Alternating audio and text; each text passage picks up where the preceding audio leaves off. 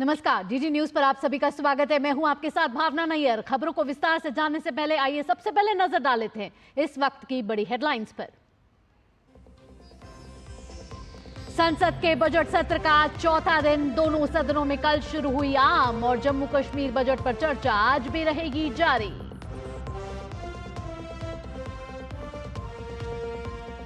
BJP के संगठन मंत्रियों की 2 दिवसीय बैठक आज से पार्टी मुख्यालय में होगी शुरू। बैठक में लोकसभा चुनाव परिणाम की होगी समीक्षा।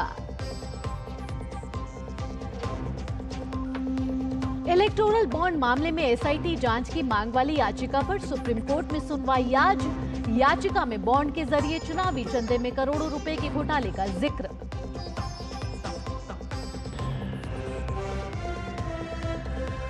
विदेश मंत्री डॉक्टर एस जयशंकर आज लाओस की 3 दिवसीय यात्रा पर होंगे रवाना। 97वें आसियान विदेश मंत्रियों की बैठक में करेंगे शिरकत।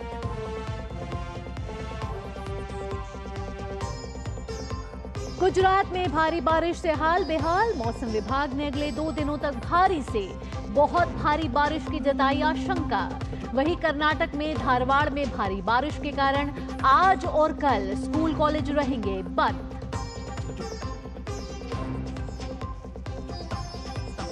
खेल की खबरों में भारत आज से पेरिस ओलंपिक 2024 में अपने अभियान की करेगा शुरुआत। उद्घाटन से पहले तीरंदाजी के व्यक्तिगत रैंकिंग राउंड में दीपिका कुमारी, अंकिता भगत, भजन कौर और प्रवीण जाधव चुनौती करेंगे पेश।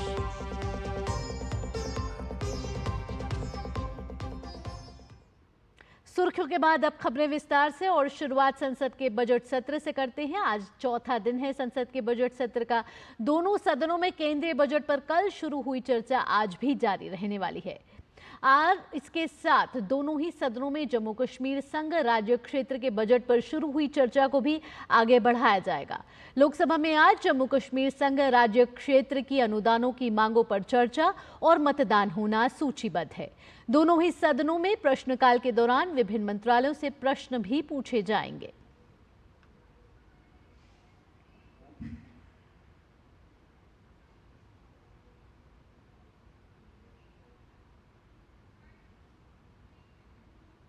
बढ़ते आगे, भारतीय जनता पार्टी के संगठन मंत्रियों की 2 दिवसीय बैठक आज से पार्टी मुख्यालय में शुरू होगी।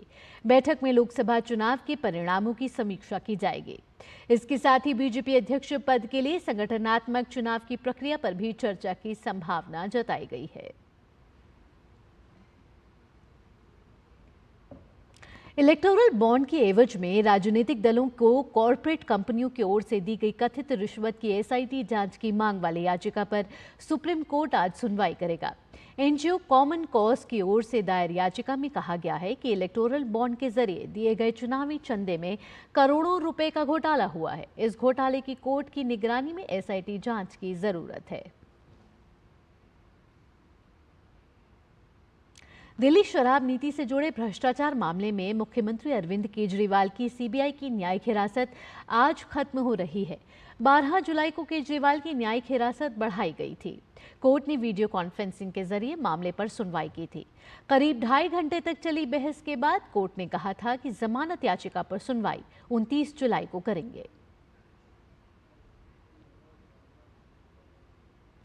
आम आदमी पार्टी को कार्यालय स्थान के आवंटन पर केंद्र द्वारा निर्णय लेने की समय सीमा आज खत्म हो रही है।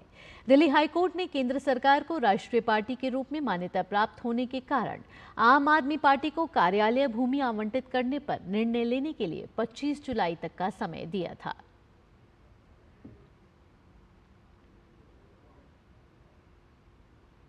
विदेश मंत्री डॉक्टर एस जयशंकर आज से लाओस की 3 दिवसीय यात्रा पर होंगे।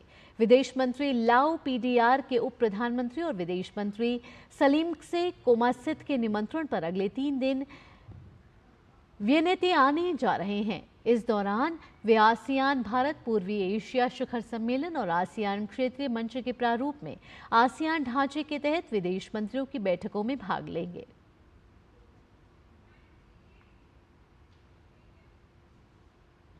अब बात मौसम की। गुजरात में भारी बारिश से लोगों का हाल बेहाल है। वडोदरा में भी भारी बारिश के कारण शहर में भारी जल भराव देखा गया। गुजरात के भरूच जिले में पूरा का पूरा मोहल्ला पानी में समा गया और कई मकान क्षतिग्रस्त हो गए। मौसम विभाग ने अगले 2 दिनों तक भारी से बहुत भारी बारिश की आशंका जताई है। बात दक्षिण भारत की कर लेते हैं तो वहीं कर्नाटक के धारवाड़ में भारी बारिश का दौर जारी है। धारवाड़ प्रशासन ने बच्चों के हित को देखते हुए आज और कल स्कूल कॉलेज बंद रहने का आदेश जारी किया है। साथ ही बच्चों की पढ़ाई अधूरी ना रह जाए, इसलिए अगले सार्वजनिक अवकाशों पर एक्स्ट्रा क्लास आयोजित करके इन छुट्टियों की भरपाई करने के भी निर्देश दिए गए हैं। रक्षा अनुसंधान एवं विकास संगठन डीआरडीओ ने कल द्वितीय चरण के बैलिस्टिक मिसाइल रक्षा प्रणाली का सफलतापूर्वक उड़ान परीक्षण किया। डीआरडीओ ने अपने इंटरसेप्टर मिसाइल को LC-4 धामरा से शाम 4:20 पर लॉन्च किया, जो दुश्मन की बैलिस्टिक मिसाइल की नकल थी।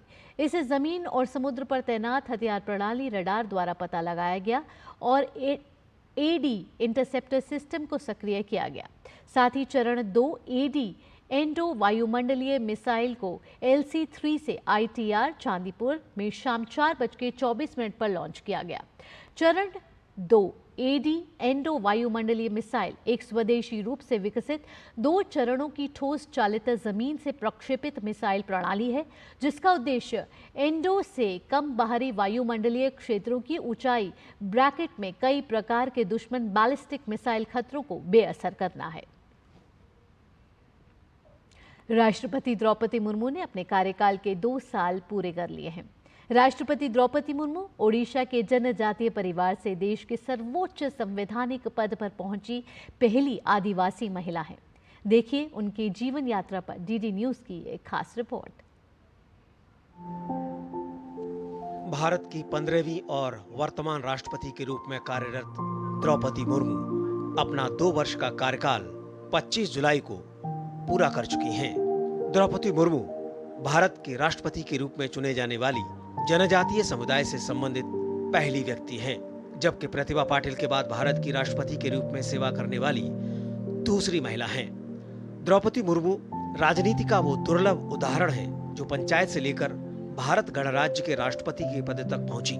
राष्ट्रपति द्रौपदी मुर्मू ने साल 1997 में रायरंगपुर नगर पंचायत के पार्षद चुनाव में जीत दर्ज कर अपने राजनीतिक जीवन का आरंभ किया था।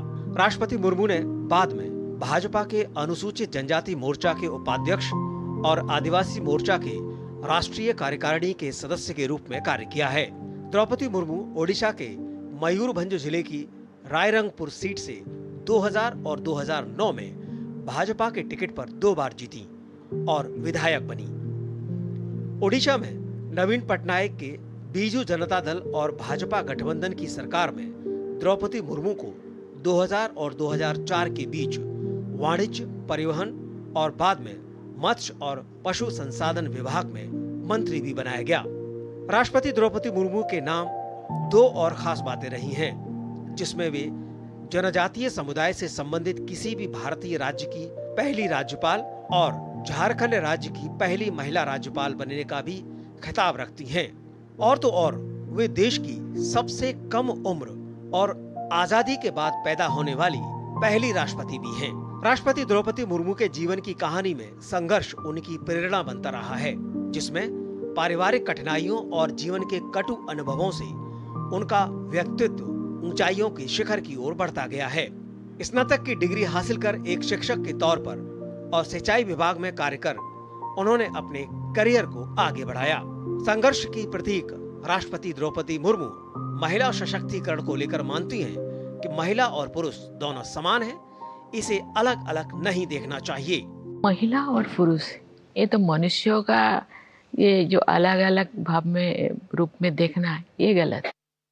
क्योंकि भगवान जो मनुष्य महिला और पुरुष दोनों को बनाए हैं केवल शरीर आगे, लेकिन मानसिक रूप से और आत्मिक रूप से और दोनों सशक्त हैं। लेकिन इस चीज़ को समाज पहले नहीं मानता था, लेकिन उनके अंदर भी आत्मिक शक्ति है, मानसिक शक्ति भी है, और उनको थोड़ा सा सहयोग जो मिल जाता है, मुद्रा लोन के रूप में भी हो या कोई अप्रिसिएशन के रूप में हो, उनके अंदर जो ये और ज़्यादा उनको सशक्त होने का ज़्यादा और जागरूक दिया जाता है और आगे बढ़ने के लिए प्रयास करते हैं। ये बहुत अच्छा प्रयास है।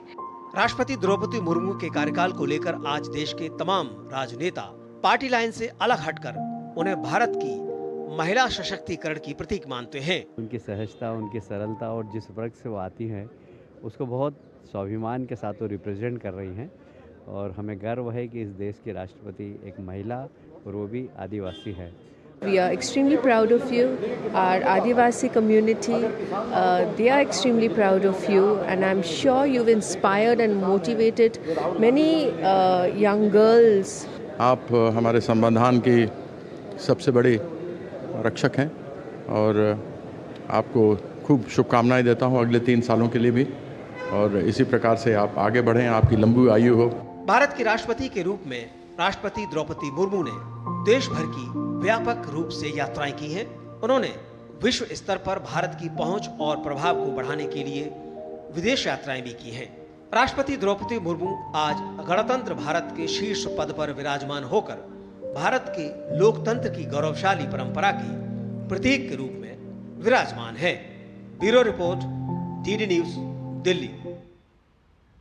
और आइए अब खबरें मंगलवार को पेश हुए आम बजट से जुड़ी खबरों पर नजर डाल लेते हैं।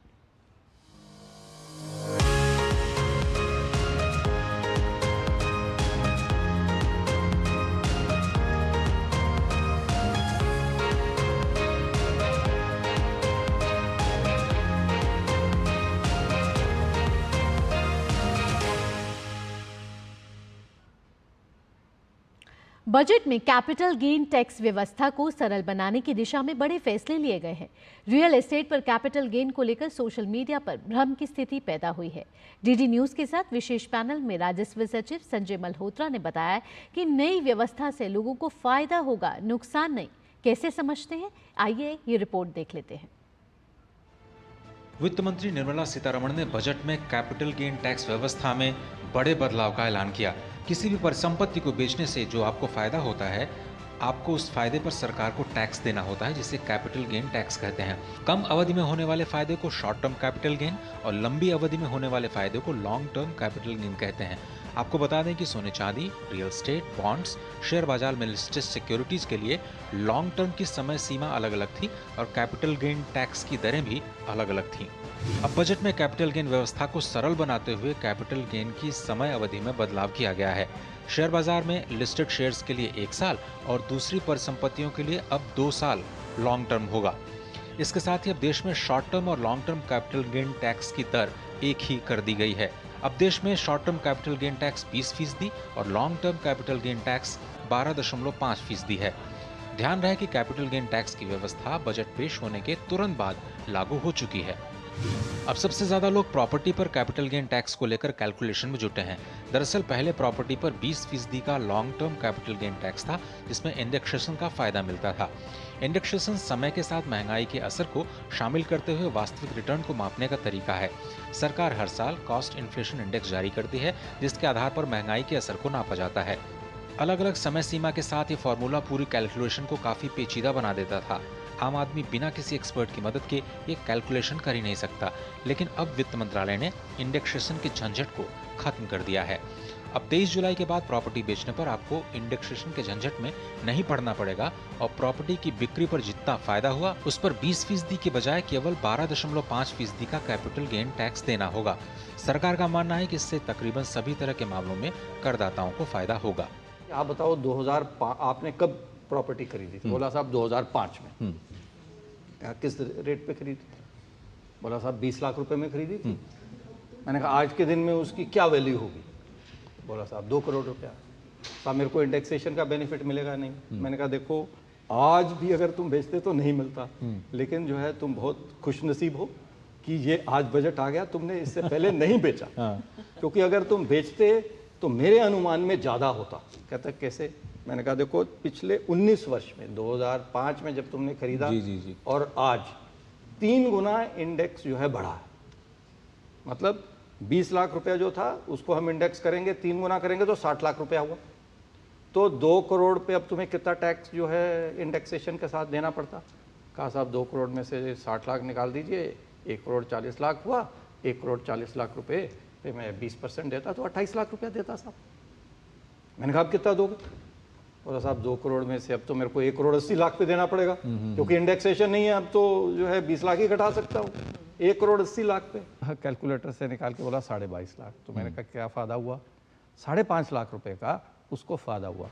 आयकर विभाग ने भी सोशल मीडिया प्लेटफॉर्म पर स्पष्टीकरण जारी करते हुए लिखा, इंडेक्सेशन के बिना नया कैपिटल गेन टैक्स ज्यादातर लोगों को फायदा देगा। अगर 5 सालों में प्रॉपर्टी के दाम 1.7 गुने से ज्यादा बढ़े तो नई रिजीम में फायदा होगा। अगर आपने 10 साल पहले प्रॉपर्टी खरीदी और उसके दाम 2.4 गुने से ज्यादा बढ़ता है तो भी आपको नई रिजीम में फायदा होगा। इसी तरह से 2009-10 में खरीदी गई प्रॉपर्टी के दाम अगर 4.9 गुना या इससे ज्यादा बढ़े तो नई कैपिटल टैक्स रिजीम में आपको फायदा होगा। अगर प्रॉपर्टी के दाम हर साल 9 से 11% की कम दर से बढ़े हों तो आपको पुराने रिजीम में फायदा होगा, लेकिन इसकी संभावना बहुत ही कम है। इसके साथ ही समझने की जरूरत है कि अगर आप एक प्रॉपर्टी बेचने के बाद मिले पैसे को दूसरी प्रॉपर्टी खरीदने में लगा देते हैं तो पहले की तरह आपको कोई कैपिटल गेन टैक्स नहीं देना होगा। डीडी न्यूज के साथ खास बातचीत में सीबीडीटी चेयरमैन ने भी साफ किया कि लॉन्ग टर्म की परिभाषा को बदलने का भी निवेशकों को सकारात्मक फायदा मिलेगा। Bureau report, DD news. वित्त मंत्री निर्मला सीतारमण ने मोदी सरकार के तीसरे कार्यकाल का पहला बजट पेश कर दिया है। इस बजट में सरकार ने युवाओं में स्किल बढ़ाने पर खास फोकस किया है। युवाओं में कौशल विकसित करने के लिए बजट में कौन सी बड़ी घोषणाएं की गई हैं, जानते हैं इस खास रिपोर्ट में। प्रधानमंत्री नरेंद्र मोदी ने 2047 तक विकसित भारत बनाने का लक्ष्य तय किया है। अगर 2047 तक भारत को विकसित बनाना है तो युवा पर विशेष फोकस की जरूरत है, खासकर उस युवा की जो 15 से 20 साल की आयु सीमा में है, क्योंकि विकसित भारत के लक्ष्य में इस आयु वर्ग के युवा की विशेष भूमिका होने वाली है। यही वजह है कि बजट में युवाओं को विशेष महत्व दिया गया है। इस बार का बजट युवाओं के लिए ढेर सारे तोहफे लेकर आया है। Administrative actions for approval and implementation of various schemes announced in the interim budget are well underway. The required allocations have been made.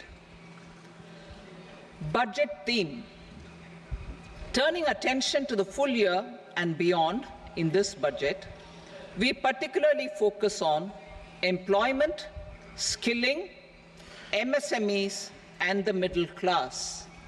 I am happy to announce the Prime Minister's package of 5 schemes and initiatives to facilitate employment, skilling, and other opportunities for 4.1 crore youth over a 5-year period. अगर बात करें युवाओं में कौशल विकसित करने के लिए budget में बड़ी घोषणाओं की, तो मोदी सरकार के तीसरे कार्यकाल के पहले बजट में युवाओं में कौशल को बढ़ावा देने के लिए प्रधानमंत्री पैकेज के तहत इंटर्नशिप योजना लाने की घोषणा की गई है। योजना के तहत देश की टॉप 500 कंपनियों में अगले 5 वर्षों में 1 करोड़ युवाओं को इंटर्नशिप के अवसर प्रदान किए जाएंगे। योजना में 5,000 रुपए का प्रतिमाह इंटर्नशिप भत्ता और 6,000 रुपए की एक मुश्त सहायता भी दी जाएगी। सरकार का कहना है कि इस योजना से युवाओं को 12 महीनों का अनुभव मिलेगा। साथ ही बजट में 20 लाख युवाओं को स्किल ट्रेनिंग देने की भी बात कही गई है। पीएम पैकेज के तहत राज्य सरकारों और उद्योग के सहयोग से ये योजना चलाई जाएगी। बजट में देश में 1000 रोजगार प्रशिक्षण केंद्र खोले जाने की भी घोषणा की गई है। इन केंद्रों में युवाओं को स्किल ट्रेनिंग दी जाएगी और उन्हें रोजगार के काबिल बनाया जाएगा। इसके साथ ही भारत में कुल 1000 औद्योगिक प्रशिक्षण केंद्रों को अपग्रेड किया जाएगा और उन्हें बेहतर सुविधाओं से लैस किया जाएगा। साथ ही बजट में स्किल लोन योजना को संशोधित करने की भी बात कही गई है, जिससे युवाओं को 7.5 लाख रुपए तक का ऋण प्राप्त होगा, जिससे उन्हें कौशल विकास में मदद मिलेगी।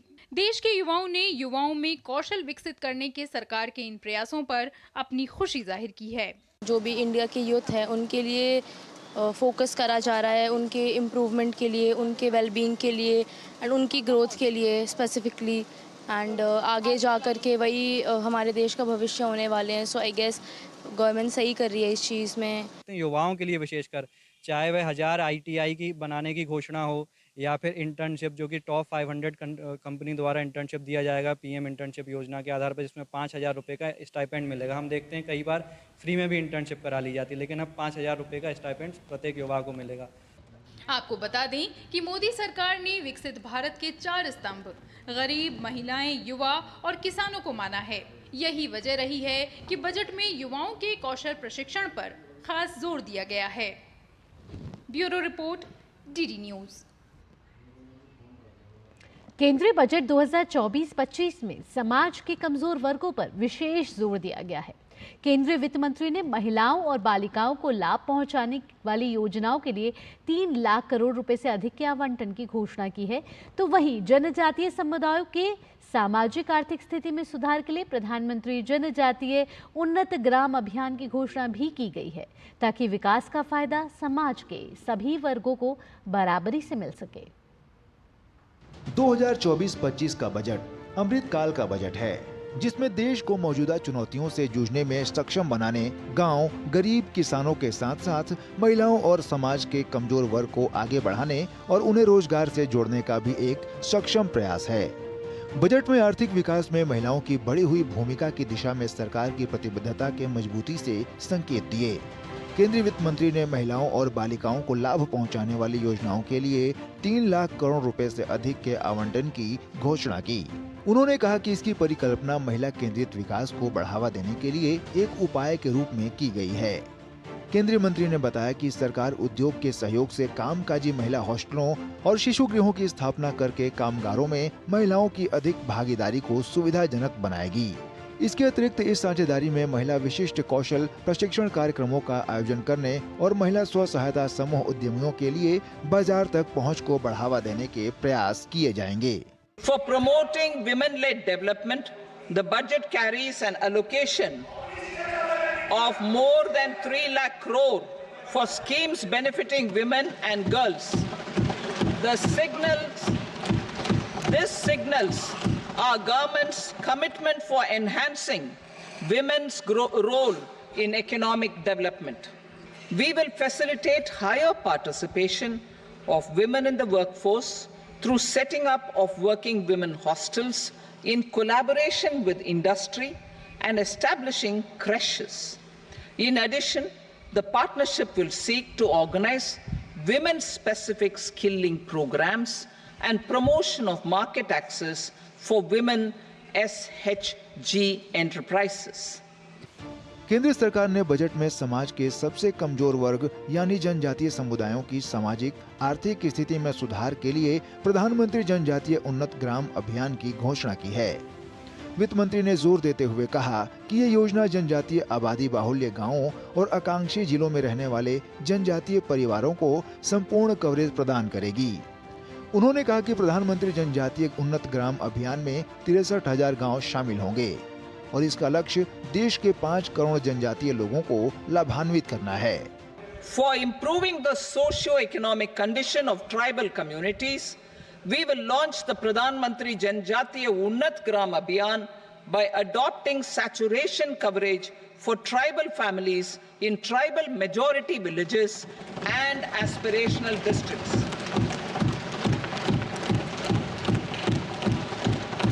This will cover 63,000 villages benefiting 5 crore tribal people. Budget में सरकार की कोशिश रही है कि समाज के कमजोर वर्गों को सहूलियत प्रदान कर उनका आर्थिक उन्नयन किया जाए, ताकि ये समाज की मुख्य धारा के साथ कंधे से कंधा मिलाकर विकास में सहभागी बन सकें। Bureau report, DD news. अंतर्राष्ट्रीय खबरों पर नजर डाल लेते हैं। अब अमेरिका में राष्ट्रपति का चुनाव दिलचस्प हो रहा है। कमला हैरिस के मैदान में आने के बाद से ट्रंप ने अपनी रणनीति में बदलाव किया है। हैरिस ने अपनी पहली रैली में रिपब्लिकन उम्मीदवार डोनाल्ड ट्रंप पर एक के बाद एक कई जुबानी हमले किए। उसके बाद ट्रंप ने एक चुनावी रैली में हैरिस को मानसिक रूप से दिवालिया बता दिया और कहा कि कमला हैरिस अमेरिकी इतिहास में अब तक की सबसे अक्षम और सबसे कट्टर वामपंथी उपराष्ट्रपति हैं। बढ़ते हैं आगे और खेल की खबरों का रुख कर लेते हैं। पेरिस ओलंपिक 2024 की आधिकारिक तौर पर शुरुआत कल होगी, लेकिन भारतीय तीरंदाज आज से ही अपने अभियान का आरंभ करेंगे। तीरंदाज दीपिका कुमारी, अंकिता भक्त, भजन कौर और बी धीरज तरुणदीप राय और प्रवीण जाधव के साथ व्यक्तिगत रैंकिंग राउंड में प्रतिस्पर्धा करेंगे।